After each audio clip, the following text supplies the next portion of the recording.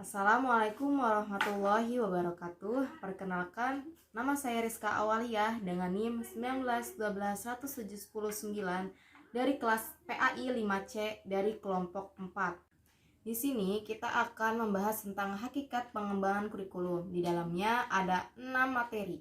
Yang pertama ada hakikat kurikulum development dan hakikat kurikulum improvement. Yang kedua ada perbedaan antara kurikulum development dan kurikulum improvement.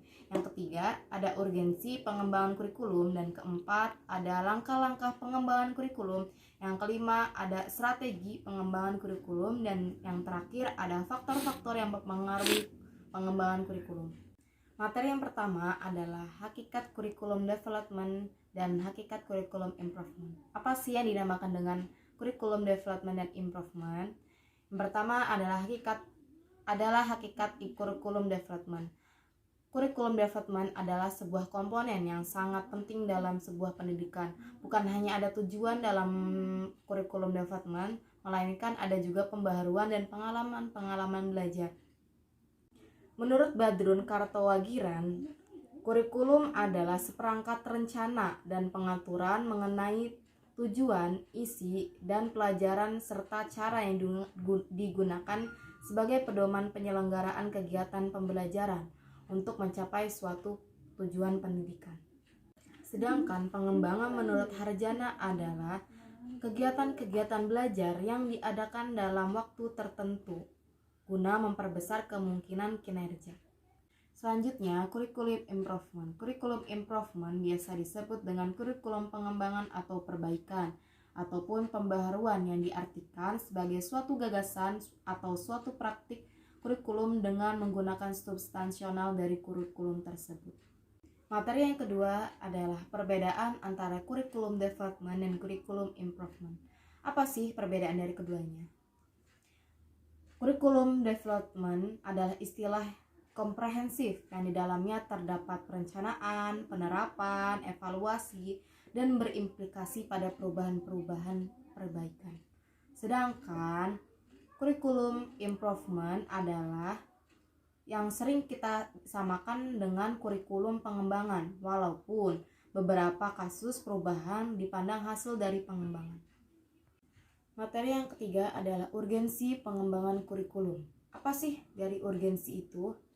Urgensi dari pengembangan dan pembaharuan kurikulum adalah pengembangan dan pembaharuan memiliki hubungan yang sangat erat, karena setiap pendidikan melakukan pembaharuan, dan di mana pembaharuan itu tentunya akan disertai dengan pengembangan kurikulum tersebut. Materi yang keempat adalah langkah-langkah pengembangan kurikulum. Menurut Hilda Taba, ada 4 langkah-langkah yang harus kita lakukan. Yang pertama adalah menentukan tujuan. Yang kedua, mengidentifikasi dan seleksi pengalaman belajar. Yang ketiga, mengorganisasikan bahan-bahan kurikulum dan kegiatan belajar. Yang terakhir, ada mengevaluasi hasil dari pelaksanaan kurikulum. Lanjut ke materi kelima, ada strategi pengembangan kurikulum. Dalam pengembangan kurikulum tentunya pasti ada strategi-strategi yang harus kita gunakan untuk mencapai sebuah tujuan.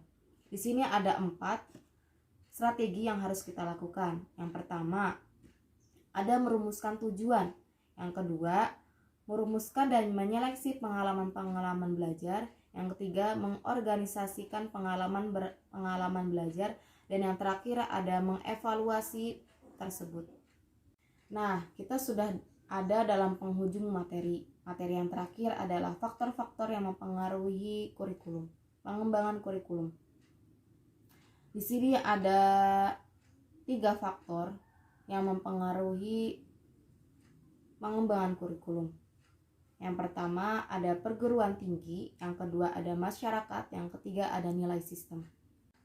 Yang pertama ada perguruan tinggi. Perguruan tinggi setidaknya memberikan 2 pengaruh kepada pengembangan kurikulum. Yang pertama, dari segi pengembangan ilmu pengetahuan teknologi yang dikembangkan di perguruan tinggi umum tersebut. Yang kedua, dari segi pengembangan ilmu pendidikan dan kejuruan serta penyiapan guru-guru lembaga pendidikan tenaga kependidikan. Faktor yang kedua adalah masyarakat. Sekolah merupakan bagian dari masyarakat yang diantaranya bertugas mempersiapkan anak didik untuk dapat hidup secara bermartabat.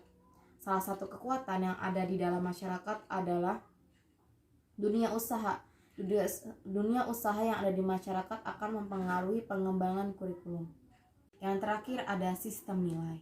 Dalam kehidupan bermasyarakat terdapat sistem nilai, baik nilai moral, keagamaan, sosial, maupun budaya dan politis. Sistem nilai tersebut akan selalu dipelihara dan diteruskan dan diintegrasikan dalam sebuah kurikulum.